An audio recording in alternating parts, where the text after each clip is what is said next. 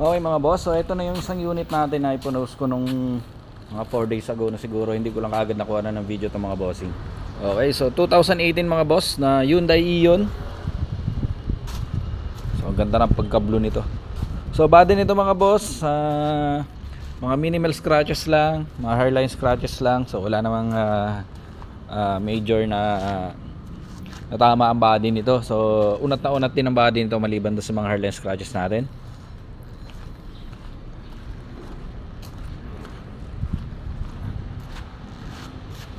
Okay, so check natin yung interiors.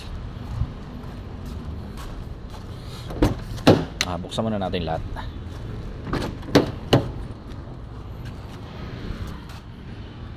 Okay mga boss, ito yung interiors nya. So sidings, kita nyo naman, maganda kondisyon ng sidings natin, makinis yan. Halos walang mga gasgas yung sidings natin dito sa passenger, sa pintuan. Ito naman yung kondisyon ng mga upuan natin. So ayan, so naka leather niya yung mga gilid nya. Pero wala mga punit yan mga boss ha. Maganda rin kondisyon ng mga yan. Okay. Dashboard, so ganun din. Dito tayo sa likod. So same lang sa likod. Ayan, makinis din naman. Meron lang mga halos di mo nga makita yung mga ano nya, scratch nya. So maliliit lang.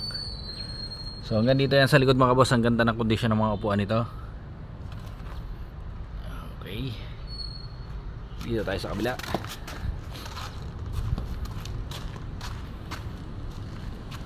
Okay.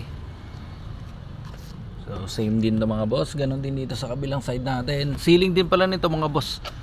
Malinis din. Meron lang konting ano to. May konting mancha lang pero konting-konti lang. Overall malinis naman. Okay, driver side. So ganon din naman. Driver seat.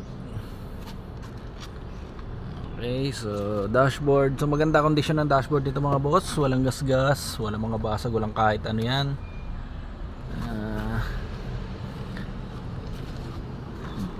Natin dito sa likod.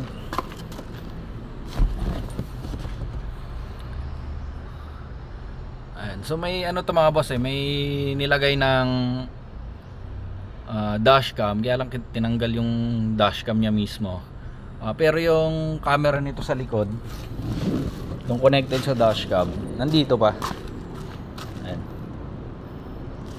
So Lenovo. So ang kulang lang sa kanya is yung dashcam lang.